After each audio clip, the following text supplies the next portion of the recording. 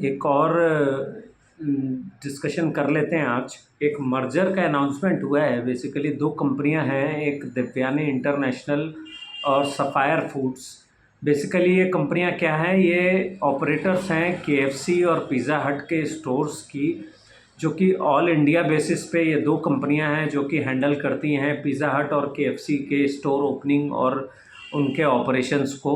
तो Yum brands एक franchise owner है जो कि फ्रेंचाइजी देता है केएफसी और पिज़्ज़ा हट की। तो बेसिकली ये दो कंपनियां अलग अलग हैं। देवयानी जो है वो नॉर्थ और ईस्ट में ऑपरेट करते हैं बेसिकली, और आपका सफ़ायर फूड जो है वो वेस्ट और साउथ को कवर अप करते थे। तो बेसिकली ये डिसीजन हुआ है दोनों कंपनियों के आपस में with in confidence to Yum Brands के साथ बैठकर ये बातचीत और ये डिसीजन हुआ है, एक एग्रीमेंट हुआ है।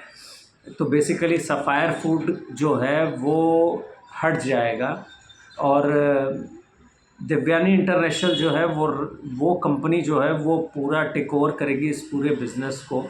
तो 12 से 15 महीने इसमें लगने वाले हैं ये पूरा ट्रांजिशन होने में, कि मैंने सारे स्टोर्स जो है वो देवयानी इंटरनेशनल के अंदर चले जाएंगे। वैसे मैं आपको थोड़ा सा रेफरेंस पॉइंट के लिए बता दूं, Devyani International is a company of RJ group हुआ आपका रविकांत जयपुरिया, जो कि वरुण बेवरेजेस को भी होल्ड करते हैं। बेसिकली वरुण बेवरेजेस उनका जो पेप्सी का बॉटलिंग का काम है आप जानते ही होंगे, वो भी एक लिस्टेड स्टॉक है। तो Varun and Devyani's are the son and daughter of Mr Ravikant Jaipuria. तो उनके बच्चे हैं ये, और उन्हीं के नाम पर उन्होंने ये दोनों कंपनियों का नाम रखा है। Basically Varun is for Varun Beverages and Devyani for Devyani International. तो देवयानी इंटरनेशनल पूरा ये फ्रेंचाइजी का बिज़नेस जो कुछ भी है मॉडल, इसको होल्ड करने जा रही है पूरे इंडिया में और वर्ल्ड वाइड भी।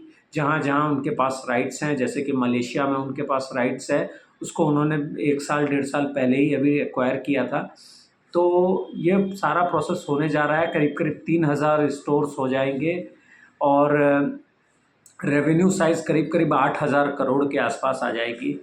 तो इस तरीके का ये बिज़नेस है। लेकिन प्रॉब्लम क्या है, क्यूआर स्पेस में इस समय ग्रोथ नहीं है, ग्रोथ किसी भी कंपनी में नहीं है। बेसिकली आप बर्गर किंग को देख लीजिए, रेस्टोरेंट एशिया बोल के एक स्टॉक है जिसके अंडर वो आते हैं, या आप एक है मेरे ख्याल से, एक मैंने वर्ल्ड लाइफ बोलकर वेस्ट फूड वर्ल्ड लाइफ बोल के एक स्टॉक है, वो भी शायद किसी के फ्रेंचाइजी देते हैं, मुझे कंपनी का नाम नहीं याद आ रहा है।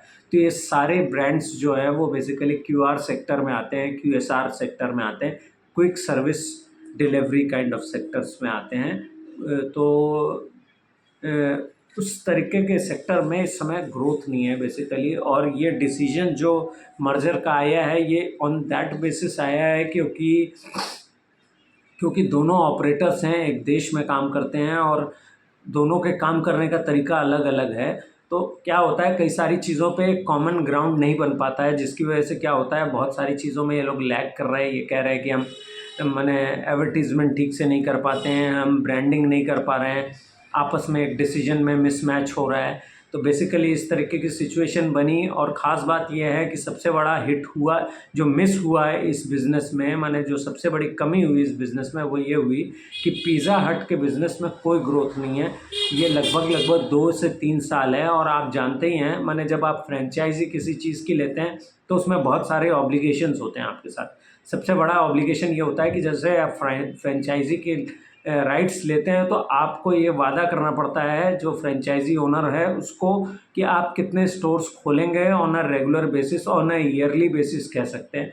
तो कंटिन्यूअसली उनके ऊपर ये प्रेशर रहा है कि उनके साथ जो कि नंबर उन्होंने पहले से तय कर रखा है उन नंबर्स को पूरा करते चलें, तभी ये नंबर आज 3000 स्टोर्स के आसपास पहुंच रहा है। तो देखने में ये आया कि पिज़्ज़ा हट के स्टोर्स तो खुल रहे थे लेकिन वहाँ से कोई ग्रोथ नहीं आ रही थी, और केएफसी से भी जो ग्रोथ आ रही है वो सिंगल डिजिट काइंड ऑफ आ रही है। तो बेसिकली ऑपरेटिंग लेवल पे लॉस पोस्ट कर रही हैं कंपनियाँ, दोनों ही कह लीजिए, कोई ज़्यादा कोई कम। लेकिन साइज़ वाइज अगर देखेंगे तो देवयानी थोड़ी बड़ी कंपनी है, सफ़ायर थोड़ा सा कम, उससे छोटी कंपनी है, उस लिहाज से स्टोर काउंट के लिहाज से भी। तो आपको ये देखने में आएगा कि दोनों ही कंपनियां लॉसेस पोस्ट कर रही हैं बिकॉज ऑफ द रीज़न कि पिज़्ज़ा हट का जो एक टाइम था, आज करीब 2-2.5 साल से पिज़्ज़ा हट जो है वो अच्छा नहीं कर रहा है। वहाँ कोई ग्रोथ नहीं आ रही है, वहाँ कोई सेल नहीं आ रही है। तो थोड़ा-सा मुझे जो फ़ील हुआ है, एक जो मेरा पर्सनल फ़ीलिंग है, आप अगर डोमिनोज़ के साथ उसको कंपेयर करें तो Domino's is never a pricing issue, वो प्राइस इश्यू पे नहीं आता। पिज़्ज़ा हट ने हमेशा ये मेंटेन किया है कि हम थोड़ा हाई प्राइसिंग, थोड़ा-सा एक बढ़िया अच्छा एक माने जिसको कह सकते हैं ना कि बहुत ज़्यादा over priced kind of pizza बेचते हैं हम थोड़ा महँगा पिज़्ज़ा बेचते हैं। तो ये सारी चीज़ों की वजह से क्या हुआ है, जब कोई सस्ता पिज़्ज़ा आपके सामने बेच दे और वो डिलीवरी करे, आप जैसे आप डोमिनोज़ का अगर बिज़नेस रीड करेंगे, तो वो इस समय रात में 4 बजे तक भी डिलीवरी कर रहे हैं। तो उन्होंने अपने बिज़नेसेस में इसीलिए मार्केट लीडर है इस समय डोमिनोज़, जो कि एक कंपनी है जुबिलेंट फूड वर्क्स, उसके फ्रेंचाइज़ीज़ हैं उनके पास पूरे इंडिया के बेसिस पे।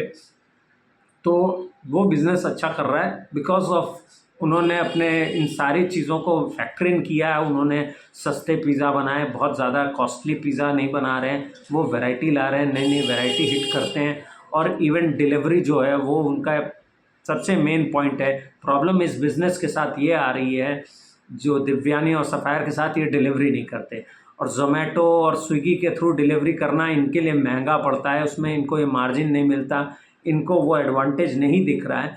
तो इसको भी कंपनी सॉर्ट आउट करने की कोशिश करेगी। एक बिज़नेस अपडेट था इनका बेसिकली कल, जो कि जिसमें कि इन्होंने काफ़ी चीज़ों को बताया कि वो इसकी तरफ भी देख रहे हैं कि उनको आगे चलकर अपने प्रोडक्ट्स को जल्दी और तेज़ी से डिलीवर करने के बारे में भी देखना होगा। तो ये भी एक मैंने जिसको कह सकता हूँ कि कंसेंसस नहीं बन रहा होगा शायद पहले, सफ़ायर ना तैयार हो, देवयानी तैयार हो, maybe I don't know.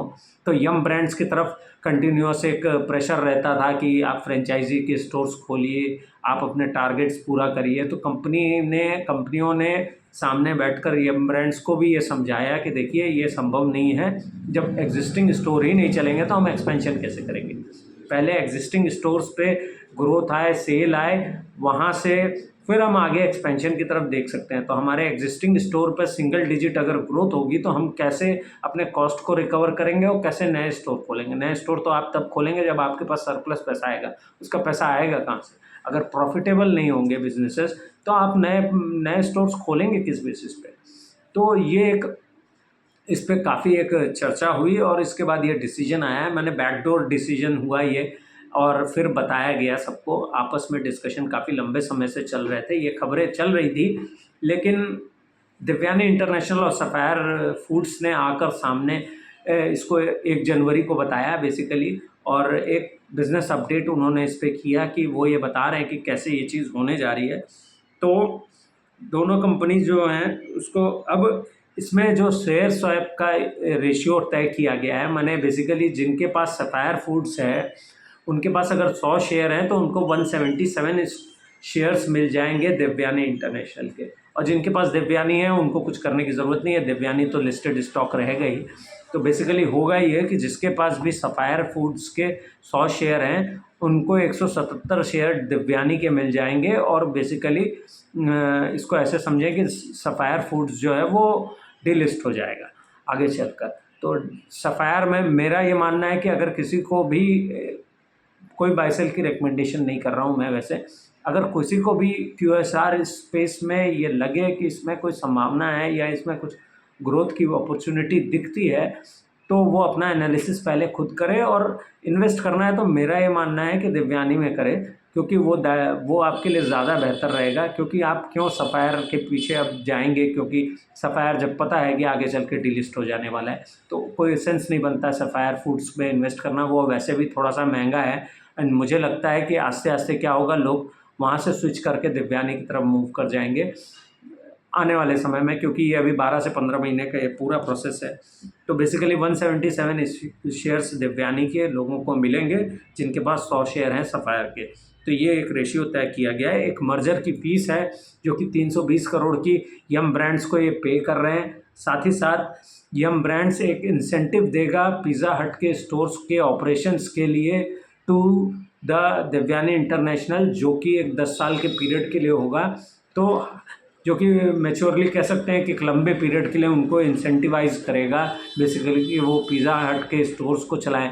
तो इससे इसको ऐसा आप समझ सकते हैं कि वो जो फीस ले रहे होंगे या रॉयल्टी ले रहे होंगे हर फ्रेंचाइजी स्टोर की, उसमें वो कुछ उसको वो अपने तरफ से कुछ लेट गो करेंगे, जो कि दिव्यानी को हेल्प मिलेगी इन सारी चीज़ों को ऑपरेट करने का। तो बेसिकली कंपनियां दोनों मर्ज हो रही हैं, तो उनके भी जब अप्रूवल आ जाएंगे तो वो आपस में बैठ करके एक यूनिफाइड एक सिस्टम बनाकर इसको ऑपरेट करने की कोशिश करेंगे, क्योंकि एक दो स्टोर की बात नहीं हो रही, 3,000 स्टोर हैं और कंपनी ने बहुत ही क्लियरली इस बात को कहा कि वो इस बात से पीछे नहीं हटेंगे कि वो स्टोर्स बंद करें। तो उनका ये कहना है कि वो इस नंबर को भी हो सकता है आगे चलकर कम करें। कई जगहों पे ऐसी स्थिति है कि उनके तो कई सारे स्टोर्स हैं और नए स्टोर के लिए यम ब्रांड्स उनको कोई प्रेशर नहीं करेगा। तो थोड़ा सा मैं अब आपको दिव्यानी को हम ज़्यादा डिस्कस कर लें तो थोड़ा सा आपको बेहतर समझ में आएगा। इनके कई ब्रांड्स हैं जिसके कि इनको स्टोर्स मिलते हैं। पहला है पिज़्ज़ा हट, दूसरा है KFC, तीसरा है कोस्टा रिका, एक कॉफ़ी का ब्रांड है। दिव्यानी इंटरनेशनल का खुद का एक है वांगो बोल के, जो कि साउथ इंडियन डिशेस बनाता है। दिव्यानी ने एक आप इसको टैको बेल का अभी तक मेरे ख्याल से शायद इनके साथ नहीं टाई अप है। आगे कैसे क्या होगा वो अब आगे देखने को मिलेगा। मेरे ख्याल से टैको बेल से नहीं इनका कोई कनेक्शन है दिव्यानी का, लेकिन वो साथ ही साथ वांगो, कोस्टा रिका और पिज़्ज़ा हट, KFC और साथ ही साथ वो बिरयानी बाई किलो बोल के एक कंपनी है जो कि बिरयानी बेचती है, उसको इन्होंने इनकॉर्पोरेटेड किया है।